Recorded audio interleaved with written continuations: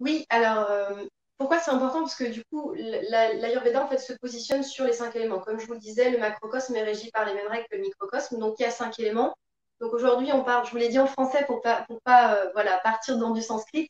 En gros, on a l'eau, le feu, la terre, l'éther, d'accord? Et lequel j'oublie? L'eau, le feu, la terre, l'éther. On oublie, hein. Bon, ça va revenir, c'est pas très grave.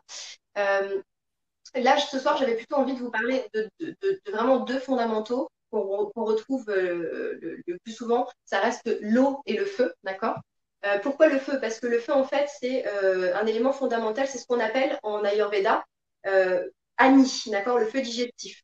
Pourquoi c'est très important? Parce que d'Ani, de votre feu digestif, de votre capacité de transformation et de métabolisation en fait dans votre corps, découle tout le reste.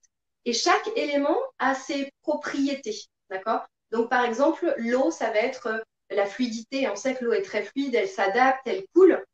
Donc en fait, ça lui permet vraiment dans votre corps de s'adapter, de faire circuler aussi les liquides interstitiels. C'est votre capacité d'adaptabilité, de fluidité et aussi de nettoyage, de purification. On le dit beaucoup d'ailleurs, hein, prenez un bain, détendez-vous, un bain au sel de l'Himalaya, etc. Donc ça, c'est très important. Je reviens sur les 5 éléments. Donc j'ai dit l'eau, la terre, le feu, l'éther et l'air. Voilà, il me semblait bien.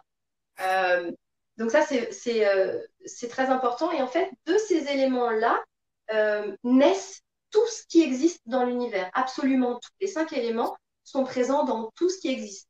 Dans les arbres, dans la roche. Il y a tout un processus, en fait, de métabolisation, de synergie de ces éléments-là. Et ça, c'est quelque chose que nous avons tous à l'intérieur de nous. Nous avons tous les 5 éléments, plus ou moins, de manière répartie très très différemment. C'est ce qui fait qu'on a tous une apparence aussi différente. C'est ce qui fait qu'on n'est pas de la roche, qu'on n'est pas de l'eau, mais on a tous ces 5 éléments-là. Donc si je reprends par exemple le feu c'est votre capacité de transformation et de métabolisation. Absolument tout ce que vous mangez va en fait être absorbé, va être transformé par le feu. Vous prenez un feu à l'extérieur. Je vous parlais tout à l'heure du macrocosme du feu, du fait que la nature régisse les mêmes règles que nous, en fait, que le microcosme. Vous prenez un feu à l'extérieur, si vous lui mettez dessus une grande bassine d'eau, on est d'accord que ça va l'éteindre. Et bien de la même manière, si vous buvez trop d'eau d'un coup, ça va éteindre votre feu.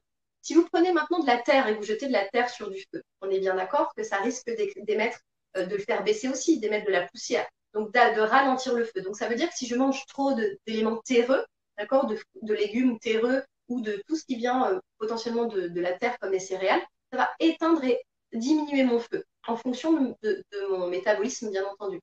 Euh, Pareil, si je souffle sur un feu, vous savez très bien que quand on fait un barbecue, on souffle sur un feu, le feu s'embrase. Généralement, c'est pour ça d'ailleurs, on souffle dessus pour qu'il grandisse.